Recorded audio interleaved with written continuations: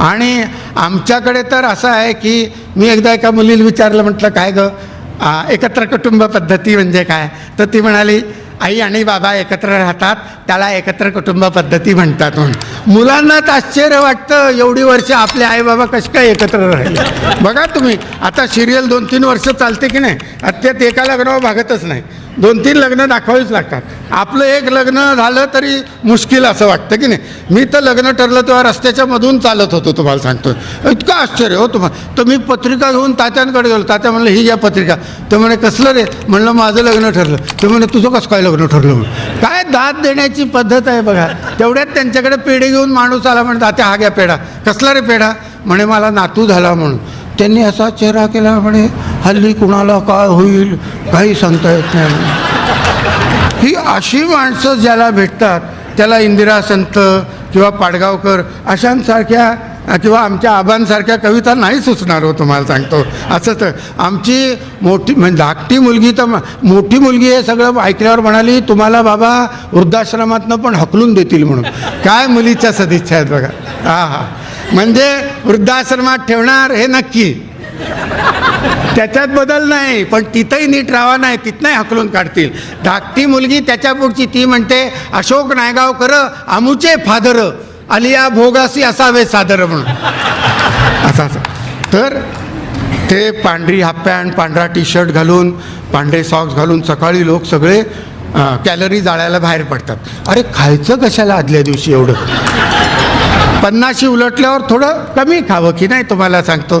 तर असं पण अजून एक कडं वाढा जिलबीचा असं सगळे म्हणतात. तर ते कॅलरी जाळायला बाहेर पडतात, ते अशी 2 बोटं दाखवतात.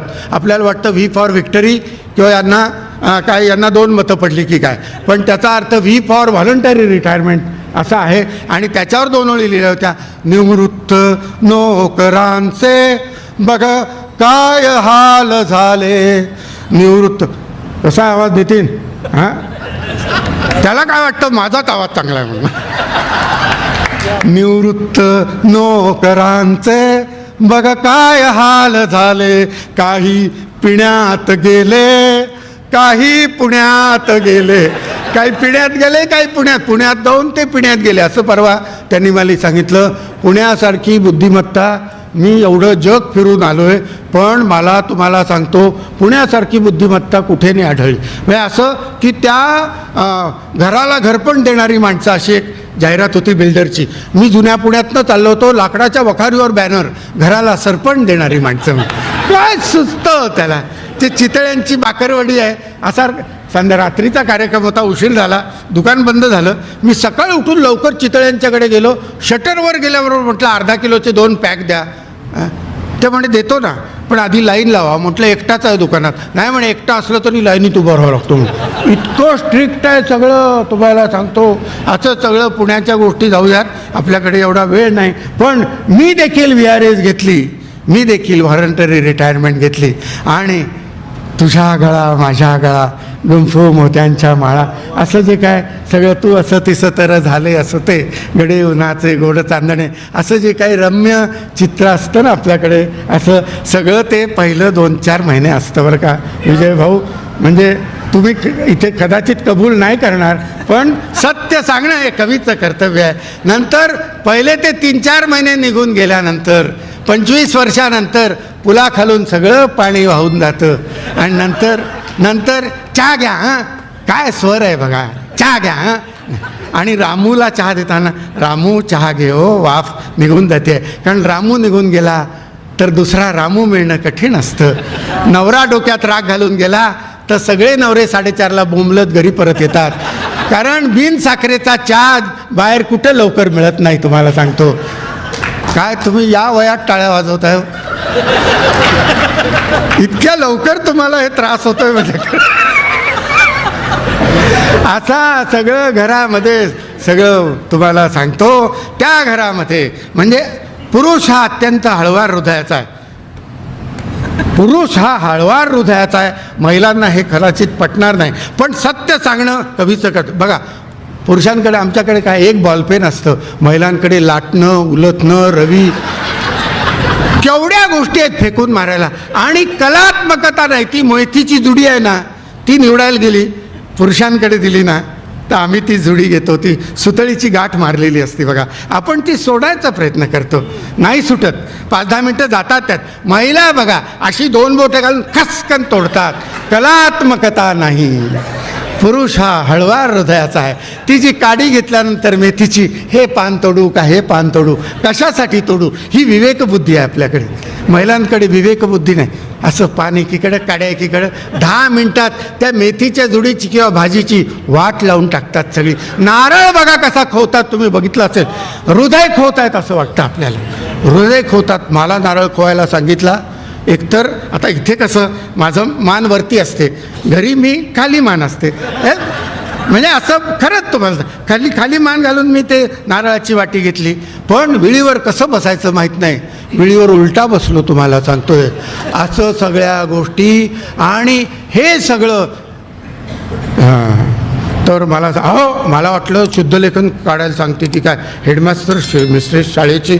नाही म्हणे, त्या मटक्या भिजत टाकल्यात, 2दा पाण्यातनं काढून त्याला फडक्याला गाठ मारून त्याच्यावर नीट वजन ठेवा. नशीब तुम्ही बसा असं नाही सांगितलं, नाही तर मोड कसे येत आहेत बघत बसा म्हणून सांगितलं असतं. तुम्ही आत्ता हसताय, पण माझ्यापेक्षा जास्त वाईट दिवस तुम्हाला येणार आहेत, असा माझा शाप आहे तुम्हाला सगळ्यांना. अशी माझ्यापेक्षा जास्त कामं तुम्हाला सगळ्यांना करावी लागणार आहेत, असा रामनवमीच्या दिवशीचा शाप आहे मला, तुम्हाला सांगतो. आणि त्या घरामध्ये किती क्रूरता असते हे महिला लिहूच शकत नाहीत. त्यासाठी हळवार हृदयाचा पुरुषच जन्माला यावा लागतो. टाळ्या वाजवा तुम्ही. गळ्याशी नख खुपसून अंदाज घेत क्रूरपणे त्वचा सोलली जाते दुधी भोपळ्याची. क्रूरपणे त्वचा सोलली जाते दुधी भोपळ्याची. बघा, बाजारात आपण जातो, दुधी हलवा बनवायचा असेल, कवळा दुधी भोपळा हातावरनं असा त्या सालीवरनं आपण दुधी भोपळ्यावरनं असा हळवार हात फिरवतो. महिला बघा त्या देठाच्या तिथे नख खुपसून बघतात. तुम्हाला हे माहीत नाही, कारण तुम्ही भलतीकडे बघत असता. तुम्हाला सपासप सुरी चालवत कांद्याची कापाकाप चालली आहे, डोळ्यांची आगाग होते आहे. शाळ्या नारळावर कोयत्याने दरोडा घातलाय. हे भाजलं जातंय वांग, हे भाजलं जातंय वांग. मला कसं भरून आलं बघा, तुम्हाला सांगतोय. एक 5-6 दिवस प्रॅक्टिस केली, तुम्हालाही भरून येईल, तुम्हाला सांगतोय. निथळतंय त्वचेतून पाणी टपटप, तडतडते मोहरी. हा अखेरचा फडफडाट कढीपत्त्याच्या पंखांचा उकळत्या तेलात. बघा, चिवड्यासाठी ते फोडणी करतात, बचकाभर कढीपत्ता टाकतात, फडफड फडफड फडफड फडफड. फुलपाखरं तडफडतायत असं वाटतं आपल्या हृदयाला. आणि ही बाई त्या बाईला म्हणते, काय छान तापलाय घाणा म्हणून. अरे कसल्या समानतेच्या गोष्टी करतात मी तुम्हाला सांगतो. तिखट टाकलं जातंय भाजीच्या अंगावर, डोळ्यात तिखट टाकलं जातंय भाजीच्या अंगावर, धारेवर किसली जात आहेत गाजरं. पिळवणूक चालली आहे आंब्याची, पिळवणूक चालली आहे आंब्याची. सर्वहारा बनली आहे कोय वरवंट्याखाली, चिरडते मीठ मिरची आणि बत्ता घातला जातोय वेलदोड्याच्या डोक्यात. बत्ता घातला जातोय वेलदोड्याच्या डोक्यात.